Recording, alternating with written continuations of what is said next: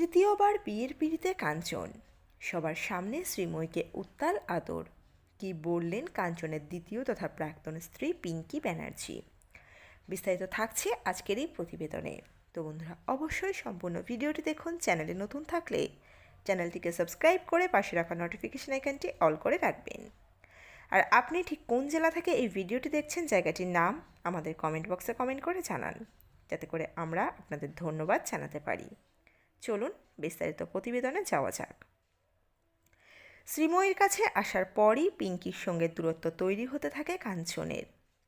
প্রথম দিকে তারা এটি অস্বীকারই করতেন। এ নিয়ে তাদের বৈবাহিক জীবনেও কম ঝড় ওঠেনি। মার্চের শুরুতেই ফের বিয়ের বাঁধনে বাঁধা পড়বেন অভিনেতা কাঞ্চন মল্লিক। তার আগে আইনি বিয়ে সেরে ফেলেছেন অভিনেতা। গুঞ্জন ছিল কাঞ্চন শ্রীময়ী নতুন জীবন শুরু করতে চলেছেন শীঘ্রই। অবশেষে বিয়ের তারিখও সকলের সামনে চলে এলো। প্রাক্তন স্ত্রী পিঙ্কির দাবি ছিল বিধায়ক হওয়ার পর থেকেই প্রেম করতে শুরু করেন তারা। শোনা যাচ্ছিল কাঞ্চন শ্রীময়ী নাকি একত্রবাসও শুরু করেছেন। তবে শ্রীময়ী কখনো কাঞ্চনকে দাদা বলেছেন, তো কখনো বলেছেন গুরু।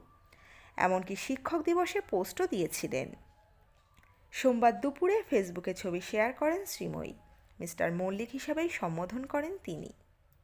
প্রাক্তন স্বামীর বিয়ের খবরে পিঙ্কি জানান, আমি মন থেকে চাই নবদম্পতি খুব ভালো থাকুক। আমি ছেলেকে নিয়ে ভীষণ সুখে আছি। যেহেতু তাদের ছেলে এখনও প্রাপ্তবয়স্ক হয়নি, তাই সে তার মায়ের কাছেই থাকবে। এই মুহূর্তে পিঙ্কি স্বয়ং সিদ্ধা এবং কনস্টেবল মঞ্জু সিরিয়াল নিয়ে ব্যস্ত। পাশাপাশি সিনেমা সিরিজেও তাকে দেখা যায়। হাতে রয়েছে একাধিক কাজ।